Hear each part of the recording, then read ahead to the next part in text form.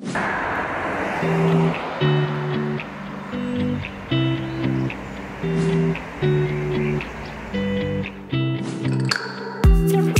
je m'appelle Patrick Defaille, je suis proviseur de la cité scolaire Bernard Palissy. Mon propos s'adresse avant tout aux élèves, à nos futurs élèves de 6e et à leurs parents. Le collège devrait compter à la rentrée prochaine environ 530 élèves, 5 classes de 6e. Les effectifs de chaque classe seront entre 25 et 27 élèves. Le cadre de travail de nos élèves est très agréable, que ce soit en extérieur au niveau du parc ou au niveau du bâtiment lui-même, qui est chargé d'histoire, qui date, me semble-t-il, de la fin du 19e siècle. Deux spécificités de notre collège, la section bilingue à l'entrée en 6e, c'est-à-dire les élèves qui rentrent en 6e peuvent choisir à la fois un enseignement en anglais et un enseignement en allemand. Autre spécificité de notre collège, c'est la section jeunes sapeurs-pompiers. C'est une formation qui dure 4 ans, à cheval sur le collège et le lycée, qui permet aux élèves de faire une formation qui à la fin leur donne un diplôme pour être pompier volontaire.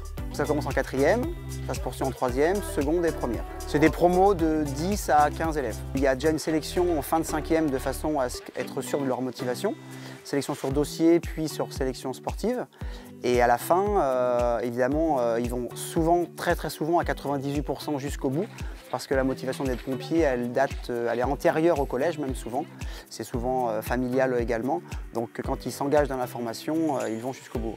Le climat scolaire est serein, les relations avec les élèves sont apaisées. Les enfants rentrent par ce côté-là, ils arrivent, ils prennent un plateau avec leur carte. Ils ont, cause Covid, ils n'ont plus le choix maintenant, ils prennent une entrée, un fromage, un dessert, leurs assiettes, petite faim ou grande faim. Quand c'est grande faim, ils peuvent en demander un peu plus, il n'y a pas de problème, c'est qu'ils ont vraiment faim. On leur donne le pain et ils retrouvent sur la table les couverts et le verre parce que c'est pareil, ils ne peuvent plus se servir. Donc avec le Covid, là on est à 3 passages par jour parce qu'on a 204 places assises, mais on fait rentrer 180 gamins pour pouvoir nettoyer et avoir plusieurs services à peu près équilibrés tous les jours. On nettoie les tables, les chaises, désinfectées et après dès qu'ils sont tous partis, paf, on en fait 180 autres. Et on fait ça 3 fois de suite. On est à 560 repas par jour, le midi. Ce sont des menus qui ont été élaborés par les enfants. On fait ça une fois par mois, sur 20 jours, par rapport au protocole alimentaire. Il y a juste le mois de septembre où il faut que tout le monde se mette à la page. Donc, après, en général, ça se passe pas trop mal. Hein.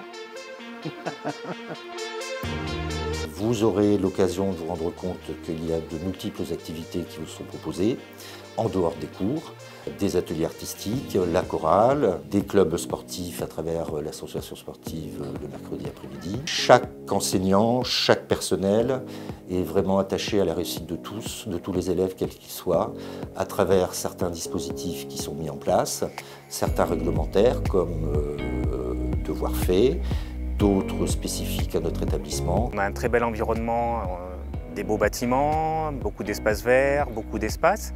Et donc on trouve qu'il faut valoriser tout ça avec des collègues, une autre qui est référente également et puis un petit peu tout le monde. On mène quelques actions, par exemple la lutte contre le gaspillage alimentaire au SELF avec les personnels concernés, la lutte contre les déchets. Par exemple, on a fait des collectes de piles, des collectes de bouchons avec des associations. Il y a une mare derrière là-bas, donc des élèves vont y travailler avec leurs collègues, leurs professeurs de SVT, un jardin médiéval. On essaye de sensibiliser les élèves, notamment les éco-délégués, en impliquant plus de personnes et notamment en sensibilisant donc, le maximum d'élèves. Le bureau d'être rapide, ce sont des enseignants qui se mobilisent sur les heures d'études des élèves de 6e et des autres niveaux pour aider les élèves en méthodologie dans les devoirs et pour répondre à leurs questions, pour les aider entre midi et 2 pour faire leurs devoirs. Nous sommes en relation régulière avec vos professeurs des écoles, donc le passage de la 2e2 en 6e se fait vraiment en douceur.